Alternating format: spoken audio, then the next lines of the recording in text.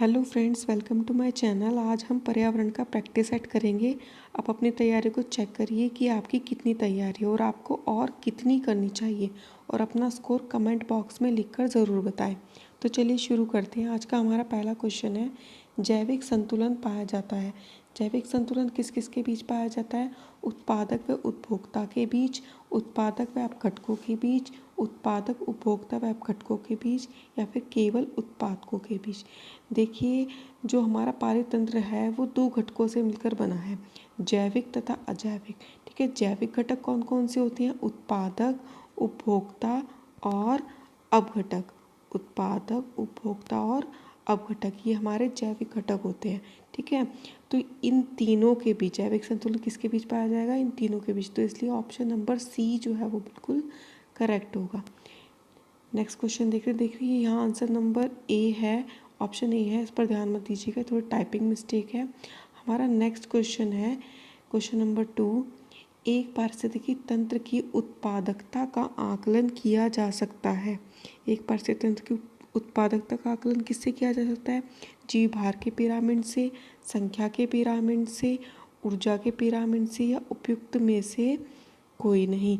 देखिए, पारिस्थितिकी तंत्र में 3 प्रकार के पिरामिड पाए जाते हैं। ठीक है, जीवभार का पिरामिड, संख्या का पिरामिड और ऊर्जा का पिरामिड। मैं आपको ये इसलिए बता रही हूँ क्योंकि इस तरह के क्वेश्चन एग्जाम्स में आते हैं कि पारिस्थितिकी तंत्र में कितने प्रकार के पिरामिड पाए जाते हैं। तो उसका क्या उत्तर होगा? 3 प्रकार के पिरामिड पाए जाते हैं। ठीक है, तो इसमें पूछा गया उत्पादकता का आकलन किया जा सकता है, तो उसका आंसर होगा ऑप्शन नंबर सी, ऊर्जा का पिरामिड।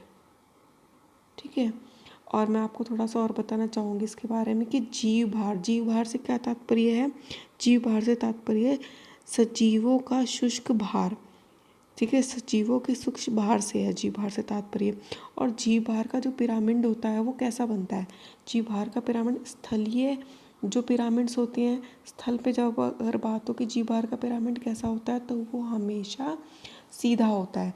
लेकिन अगर जलीय पारिस्थितिकी तंत्र में पूछा जाए तो जीव भार का पिरामिड उल्टा होता है। और संख्या का पिरामिड भी स्थलीय जो है वो सीधा होता है और जलीय जो है वो उल्टा होता है। लेकिन ऊर्जा को जो पिरामिड होता है वो हमेशा सीधा बनता है। मैं ये सारे क्वेश्चंस आपको इसलिए बता रही हूँ क्योंकि एग्ज़ाम में जो है इस तरह के क्वेश्चन पूछे जाते हैं कि ऊर्जा का पिरामिड कैसा बनता है? सीधा बनता है। ठीक है, वैसे इस क्वेश्चन का आंसर जो उत्पादकता का आकलन किया जा सकता है किससे? ऊर्जा के पिरामिड से। नेक्स्ट क्वेश्चन है हमारा, निम्नलिखित में से किसमें खाद्य श्रृंखला पाई जाती है? समुद्र में, तालाब में, वनों में, इन सभी में। तो इसका उत्तर होगा इन सभी में। इन सभी में खाद्य श्रृंखला पाई जाती है। नेक्स्ट क्वेश्चन हमारा क्वेश्चन नंबर 4 है, घास स्थलीय पारिस्थितिकी तंत्र में खाद्य श्रृंखला का सही क्रम है। घास स्थलीय पारिस्थितिकी तंत्र में खाद्य श्रृंखला का सही क्रम है। तो क्या है? देखिए इसका सही क्रम, घास घास क्या है? हमारे उत्पादक होते हैं। ठीक है, फिर उसके बाद होता है प्राथमिक उपभोक्ता, फिर द्वितीयक उपभोक्ता, फिर तृतीयक उपभोक्ता। ठीक है, इसी तरीके से जो ये फूड चेन है, खाद्य श्रृंखला जो है वो ऐसे ही चलती चली जाती है। ठीक है, तो घास जो है वो उत्पादक, घास को किसने खाया? टिड्डे ने खाया। ठीक है, टिड्डे को कौन खाएगा? मेंढक खाएगा। और मेंढक को कौन खाएगा? सर्प खाएगा। और सर्प को कौन खाएगा? बाज खाएगा। तो इसका ऑप्शन नंबर बी जो है वो बिल्कुल करेक्ट होगा। नेक्स्ट क्वेश्चन देखते हैं, एक खाद्य श्रृंखला में सर्वाधिक संख्या में होते हैं। एक खाद्य श्रृंखला में सर्वाधिक संख्या में होते हैं प्राथमिक उत्पादक, द्वितीयक उत्पादक, अपघटक या तृतीयक उत्पादक। तो इसका आंसर जो है वो ऑप्शन नंबर ए बिल्कुल करेक्ट होगा, प्राथमिक उत्पादक। नेक्स्ट है हमारा क्वेश्चन नंबर 6, पारिस्थितिकी तंत्र में सौर ऊर्जा का संरक्षण करते हैं। सौर ऊर्जा का संरक्षण कौन करते हैं? उत्पादक, उपभोक्ता, या फिर आपका अपघटनकर्ता, या ये सभी। देखिए, सौर ऊर्जा की उपस्थिति में जो है वो हरे पेड़ पौधे जो है अपना भोजन स्वयं बनाते हैं। ठीक है, और जो हरे पेड़ पौधे होते हैं वो कौन होते हैं? उत्पादक होते हैं। तो इसका आंसर जो है वो ऑप्शन नंबर ए बिल्कुल करेक्ट होगा, उत्पादक। नेक्स्ट हमारा क्वेश्चन नंबर 7 है, भोजन स्थान तथा प्रकाश के लिए सबसे अधिक प्रतिस्पर्धा होती है। एक स्थान के निकट संबंध की जातियों में, विभिन्न आवास के निकट संबंध की जातियों में, एक स्थान पर उगी दूर संबंध की जातियों में, या फिर विभिन्न स्थानों की दूर संबंध की जातियों में। तो इसका ऑप्शन नंबर ए जो है वो बिल्कुल करेक्ट होगा, एक स्थान की निकट संबंध की जातियों में। पढ़ते अपने नेक्स्ट क्वेश्चन की ओर। एक पौधे अथवा उसकी जाति के पौधों के वातावरण के बीच संबंधों के अध्ययन को कहते हैं। क्या कहते हैं? एक पौधे और उसकी जाति के पौधों के वातावरण के बीच संबंधों के अध्ययन को क्या कहते हैं? स्वपारिस्थितिकी। तो इसका आंसर जो है वो ऑप्शन नंबर ए बिल्कुल करेक्ट होगा। पढ़ते अपने नेक्स्ट क्वेश्चन की ओर। खाद्य श्रृंखला में भेड़िया खरगोश को खाता है और खरगोश घास को खाता है, तो भेड़िए का पोषक स्तर होगा, क्या होगा पोषक स्तर? देखिए, घास जो है वो उत्पादक हुई और खरगोश जो है वो प्राथमिक उपभोक्ता हुआ, और खरगोश को किसने खाया? भेड़िए ने। तो भेड़िया क्या हुआ? भेड़िया हुआ तृतीयक उपभोक्ता। तो इसका आंसर जो है वो ऑप्शन नंबर बी होगा। नेक्स्ट क्वेश्चन नंबर 10 है, निम्नलिखित में कौन सा प्राथमिक मांसाहारी है? खरगोश और गाय तो होंगे नहीं, ठीक है, फिर मनुष्य या मेंढक। तो इसका आंसर ऑप्शन नंबर डी होगा, मेंढक। नेक्स्ट है, खाद्य श्रृंखला में नेपंथीस कीट भक्षी पौधे का स्तर है।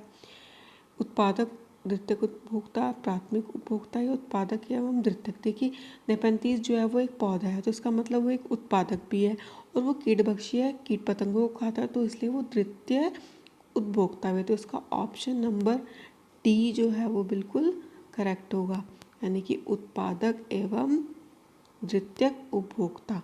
नेक्स्ट है, विश्व का सबसे बड़ा पारिस्थितिकी तंत्र क्या है? विश्व का सबसे बड़ा पारिस्थितिकी तंत्र है समुद्र, ठीक है। नेक्स्ट है आपका नेक्स्ट क्वेश्चन है, पारिस्थितिकी तंत्र का महत्व है। पारिस्थितिकी तंत्र का क्या महत्व है? पदार्थों का चक्रण, ऊर्जा प्रवाह, उपयुक्त दोनों, उपयुक्त में से कोई नहीं। तो इसका आंसर जो है ऑप्शन नंबर सी होगा, उपयुक्त दोनों, पदार्थों का चक्रण और ऊर्जा प्रवाह। नेक्स्ट है, घास के मैदान में जी भार का पिरामिड होता है। मैंने अभी आपको बताया जी भार के पिरामिड में ये सीधा भी होता है और उल्टा भी होता है। स्थलीय जो है ये सीधा होता है और जलीय ये उल्टा होता है। तो घास के मैदान में पूछा है तो वहाँ पर जी भार का पिरामिड सीधा होगा, इसलिए ऑप्शन नंबर ए जो है वो इसका करेक्ट होगा। नेक्स्ट है, मैनग्रोव वन कहाँ हो सकते हैं? मैनग्रोव वन देखिए खारे जल में, इसका आंसर होगा खारे जल में, क्योंकि मैनग्रोव वन जो है समुद्र के तटीय इलाकों में होते हैं, या फिर जब नदी जो है समुद्र में मिलती है उस एरिया में होते हैं। नदी जहाँ पर डेल्टा बनाती है वहाँ पर ये सबसे ज़्यादा पाए जाते हैं। तो इसका आंसर क्या होगा? Option number A. Next question है हमारा, चरने वाले जंतु वनस्पति का प्रकार बदल देते हैं। कैसे बदल देते हैं ये? वर्णात्मक चराई द्वारा। ऑप्शन नंबर सी जो है वो इसमें बिल्कुल करेक्ट होगा। बढ़ते हैं अपने नेक्स्ट क्वेश्चन की ओर। नेक्स्ट क्वेश्चन है, निम्नलिखित में से कौन प्राथमिक या मूल उत्पादक है? कौन है प्राथमिक या मूल उत्पादक? उत्पादक की बात हुई है तो क्या होगा? घास। नेक्स्ट है हमारा, यदि जैवमंडल में से कार्बन डाइऑक्साइड CO2 निकाल दी जाए तो सर्वाधिक मात्रा में प्रभावित होंगे। सर्वाधिक मात्रा में कौन प्रभावित होंगे? देखिए, कार्बन डाइऑक्साइड किसके लिए ज़रूरी है? उत्पादक के लिए, यानी कि हरे पौधों के लिए, क्योंकि हरे पौधे जो है वो सूर्य के प्रकाश में कार्बन डाइऑक्साइड के साथ क्रिया करके अपना भोजन बनाते हैं, ठीक है, तो उन्हें कार्बन डाइऑक्साइड की ज़रूरत होती है। तो इसीलिए जो है प्राथमिक उत्पादक जो है वो उसका करेक्ट आंसर होगा। नेक्स्ट है, एक ही पोषण के जीवधारी हैं। हिरन एवं मधुमक्खी, चीता एवं भेड़िया, या फिर सांप एवं केचुआ, कौवा एवं गाय। तो इसका आंसर होगा ऑप्शन नंबर ए, हिरन एवं मधुमक्खी।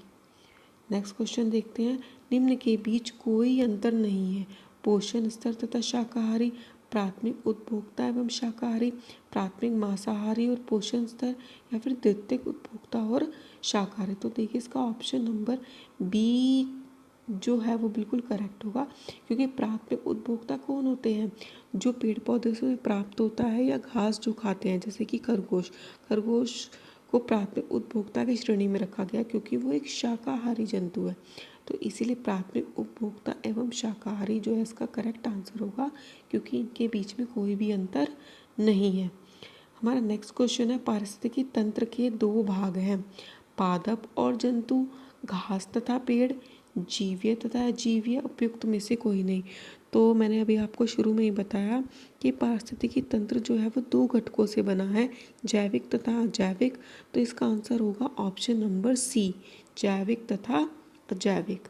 नेक्स्ट है हमारा, निम्नलिखित में से कौन सी खाद्य श्रृंखला सही है? अपघटक, उपभोक्ता, उत्पादक, बिल्कुल गलत। उपभोक्ता, अपघटक, उत्पादक, ये बिल्कुल गलत।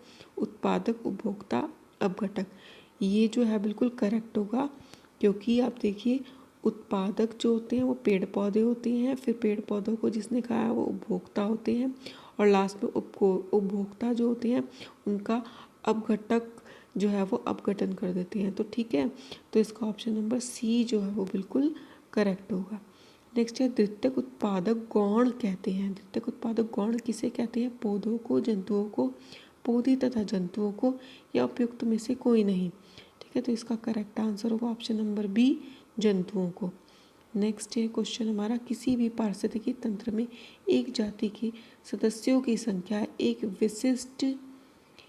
विशिष्ट समय में लगभग स्थिर रहती है, यह स्थिरता अनुरक्षित रहती है। तो यह स्थिरता किससे पता चलता है हमें? प्राप्त भोजन द्वारा। ऑप्शन नंबर सी जो है वो बिल्कुल करेक्ट होगा। नेक्स्ट है, प्राकृतिक पारिस्थितिकी तंत्र में अपघटकों के अंतर्गत आते हैं सभी सूक्ष्मजीवीय प्राणी, जीवाणु व कवक, मांसाहारी कवक व जीवाणु, उपयुक्त सभी। देखिए क्वेश्चन को ध्यान दीजिएगा, इसमें पूछा गया प्राकृतिक पारिस्थितिकी तंत्र, क्योंकि पारिस्थितिकी तंत्र भी दो प्रकार का होता है, प्राकृतिक पारिस्थितिकी तंत्र और मानवीय पारिस्थितिकी तंत्र। तो यहाँ प्राकृतिक पारिस्थितिकी तंत्र की बात कर रहा है, तो इसमें ऑप्शन नंबर बी जो है वो करेक्ट होगा, जीवाणु व कवक। नेक्स्ट है, पादप पलवक होते हैं। पादप पलवक क्या होते हैं? स्वपोषी, परपोषी, अपघटक या रसायन पोषी। तो इसका आंसर ऑप्शन नंबर ए होगा, स्वपोषी। नेक्स्ट है, समुदाय के अंतर्गत आते हैं। समुदाय के अंतर्गत कौन आते हैं? एक विशेष आवास में रहने वाले जीवधारी, एक ही जाति के सदस्यों का समूह, केवल स्वपोषी, उपयुक्त में से कोई नहीं। तो इसका आंसर होगा ऑप्शन नंबर ए, एक विशेष आवास में रहने वाले जीवधारी। नेक्स्ट है हमारा क्वेश्चन, पारिस्थितिकी तंत्र में ऊर्जा के प्रवाहित होने का क्रम है, प्रकाश ताप रासायनिक ऊर्जा, प्रकाश रासायनिक ऊर्जा, ताप रासायनिक ऊर्जा, प्रकाश ताप फिर ताप प्रकाश रासायनिक ऊर्जा। तो इसका ऑप्शन नंबर ए जो है वो बिल्कुल करेक्ट होगा, क्योंकि प्रकाश से क्या मिला? ताप, और ताप से जो है क्या हो गया कि पेड़ पौधे जो हैं वो ऊर्जा को रासायनिक ऊर्जा में परिवर्तित कर देते हैं। तो इसलिए इसका ऑप्शन नंबर ए जो है वो बिल्कुल करेक्ट होगा। नेक्स्ट है आपका क्वेश्चन नंबर 28, खाद्य कड़ी के प्रत्येक स्तर पर उपभोक्ता संचित ऊर्जा का कितने प्रतिशत अपने शरीर भार में रूपांतरण करता है? ये क्वेश्चन बहुत इंपॉर्टेंट है, कई बार पूछा गया है।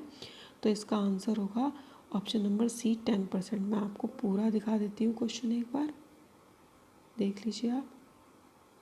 ठीक है, हमारा नेक्स्ट क्वेश्चन है, पारिस्थितिकी तंत्र में निरंतर आवश्यकता होती है जल की, वायु की, ऊर्जा की, उपयुक्त में से कोई नहीं।